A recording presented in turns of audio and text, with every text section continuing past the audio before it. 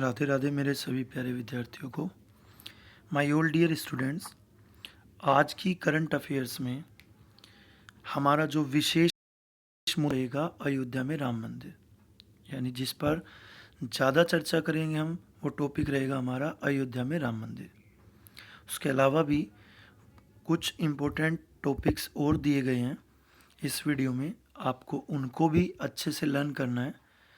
But Ayodhya Ram मंदिर आपको पता ही है, हाल में एक बहुत बड़ी जीत है भारत देश के लिए, भारत के आंतरिक भाग से ही। तो इसके बारे में भी चर्चा करते हैं। चलिए बिना समय गवाए स्टार्ट करते हैं। फर्स्ट पॉइंट है हमारा आज का, भारत में वार्षिक अंतर्राष्ट्रीय फिल्म महोत्सव यानी IFFI कहाँ आयोजित किया जाता है? तो इसका आंसर होगा गोवा। गोवा में किया जाता है। अब इसके बारे में कुछ इंपॉर्टेंट्स बातें और बताई गई हैं। International film festival of India यानी IFFI को हम क्या बोलते हैं? International film festival of India. Goa में हर साल नवंबर के महीने में आयोजित होने वाला एक वार्षिक फिल्म समारोह है, यानी हर साल नवंबर मंथ में ये आयोजित किया जाता है। क्या किया जाता है? IFFI। ठीक है, ये एक महोत्सव है जो हमारी फिल्म फेस्टिवल की तरह मनाया जाता है। गोवा के मुख्यमंत्री प्रमोद सावंत ने पुष्टि की है कि फिल्म महोत्सव इस साल 20 से 28 नवंबर के बीच गोवा में कार्यक्रम के अनुसार आयोजित किया जाएगा। यानी कोविड-19 के चलते इसकी डेट को थोड़ा आगे बढ़ा दिया गया है, यानी कि नवंबर में 20 से 28 नवंबर के बीच अभी अनाउंस की गई है डेट। आई होप आपको ये बात समझ आ गई होगी। वंस अगेन मैं एक बार फिर रिपीट कर रहा हूँ, भारत में जो वार्षिक अंतर्राष्ट्रीय फिल्म महोत्सव है तो वो कहाँ पर आयोजित होता है? गोवा में हर साल। और किस मंथ में होता है? नवंबर में। इस बार नवंबर में शुरुआत में ना होकर 20 से 28 नवंबर के बीच अनाउंसमेंट की जा रही है। चलिए सेकंड पॉइंट पे चलते हैं।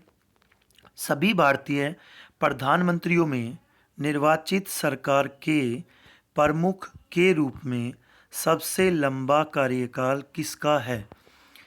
तो आंसर होगा इसका नरेंद्र मोदी।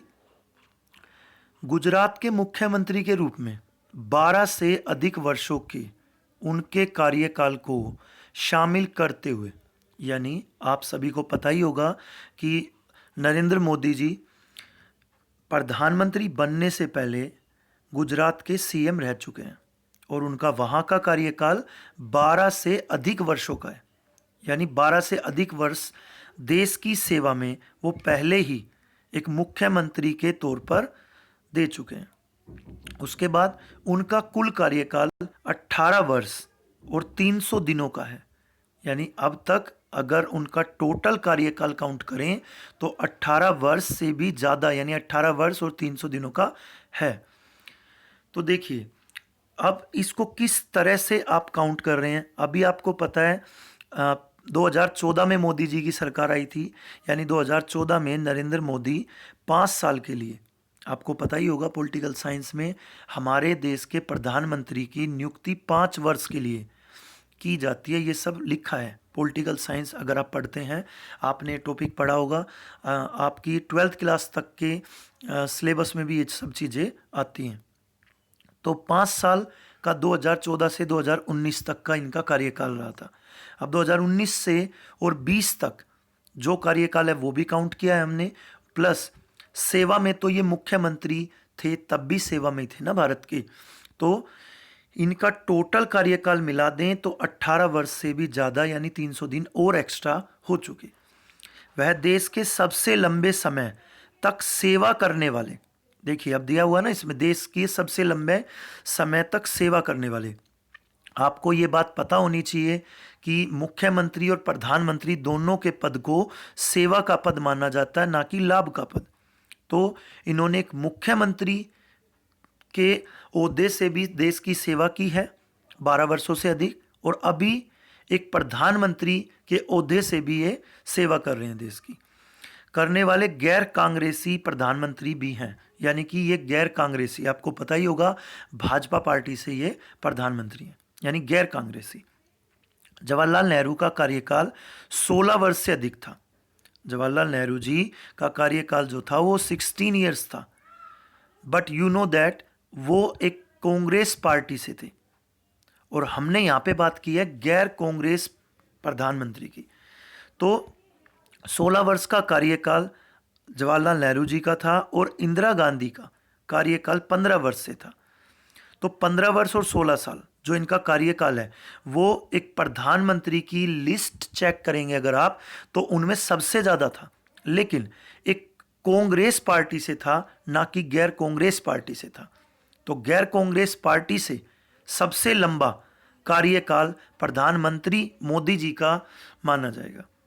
आई होप आपको ये पॉइंट क्लियर हो गया होगा।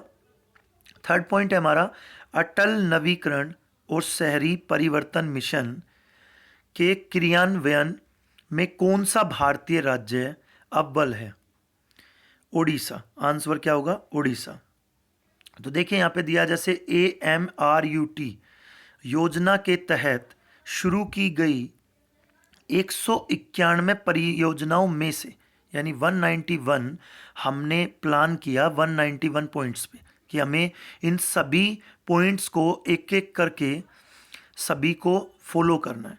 तो उनमें से जो राज्य है उड़ीसा, उसने लगभग 148 को पूरा कर लिया है। यानी उड़ीसा अटल नवीकरण और शहरी परिवर्तन मिशन में सबसे फर्स्ट नंबर पे है, क्योंकि 191 पॉइंट्स, 191 टास्क जो आपको करने हैं, उनमें से 148 को आप फुलफिल कर चुके हो। इट मीन्स उड़ीसा प्रथम रहेगा। आगे लिखा है उड़ीसा के बाद चंडीगढ़ और तेलंगाना, यानी अगर उड़ीसा के बाद की बात की जाए तो चंडीगढ़, और थर्ड नंबर पे बात की जाए तो तेलंगाना। आई होप आपको ये पॉइंट भी क्लियर होगा। नेक्स्ट पॉइंट दिया डियर, विश्व हाथी दिवस। देखिए दिवस जो भी आपके जिस भी मंथ में आ रहे हैं, आपको उनको साथ साथ लर्न करते हुए चलना है। दिवस से ज़्यादातर परीक्षा में क्वेश्चन बनता ही बनता है।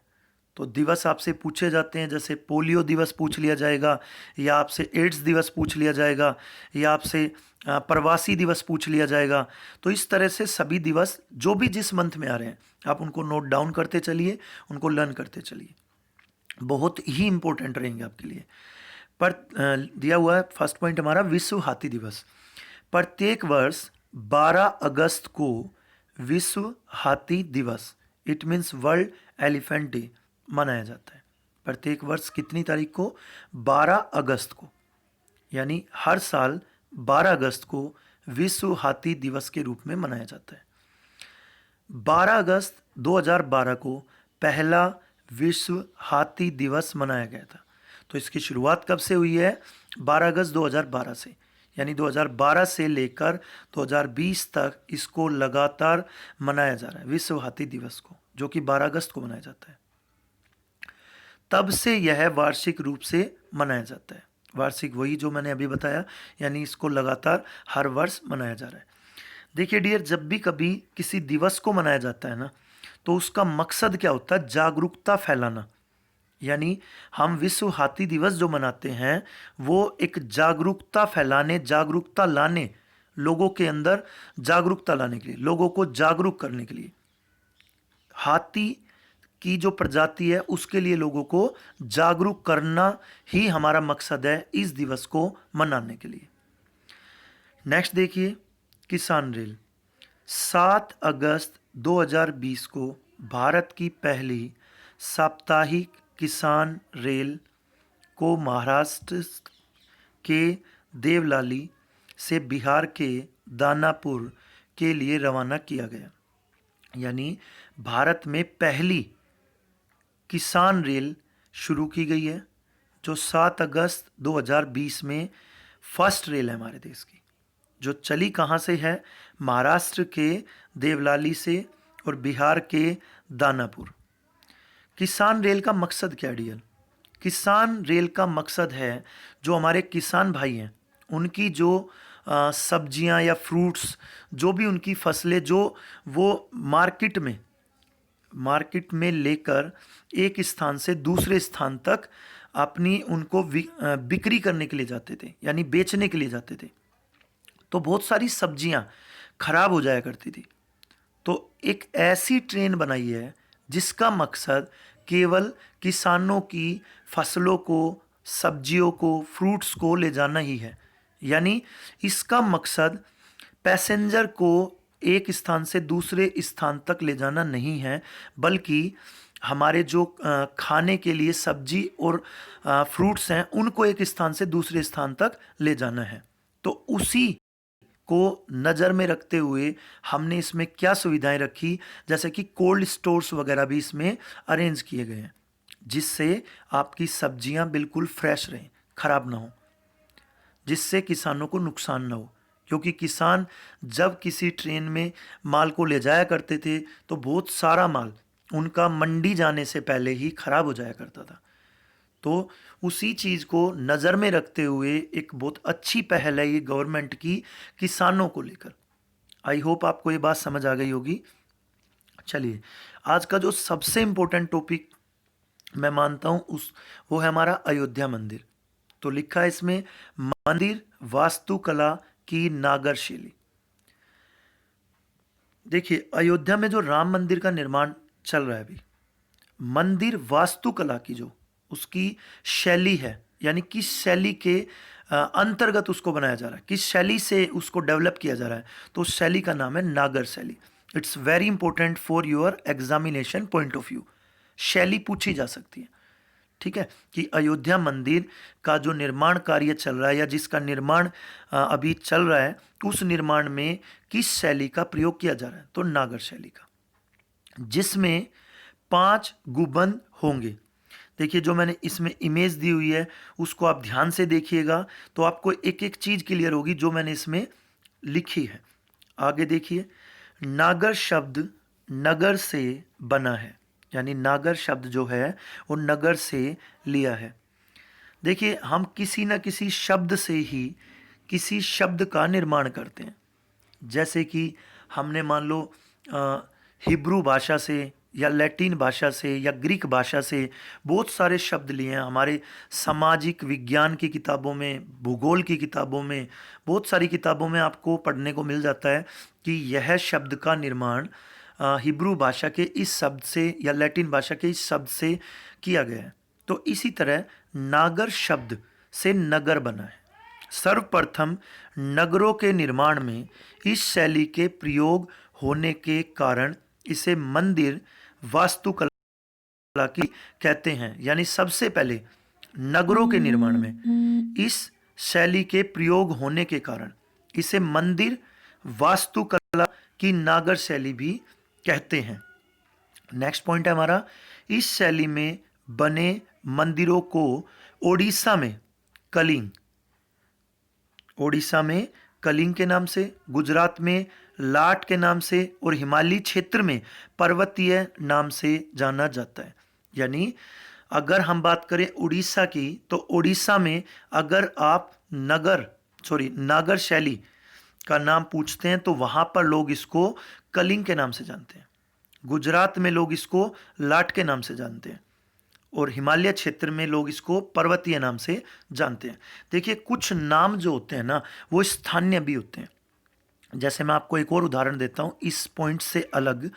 जैसे माउंट एवरेस्ट को पूरी दुनिया माउंट एवरेस्ट के नाम से जानती है। माउंट एवरेस्ट को, जो हिमालय की सबसे ऊंची चोटी है, उसको माउंट एवरेस्ट के नाम से ही जानती है पूरी दुनिया।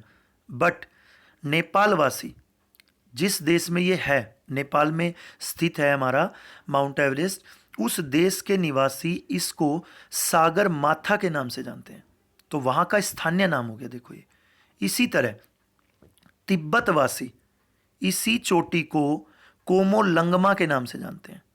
तो अलग अलग जगह पर अलग अलग नाम से भी जाना जाता है। तो हमने वो इंपॉर्टेंट नाम भी इनके याद कर लेने हैं।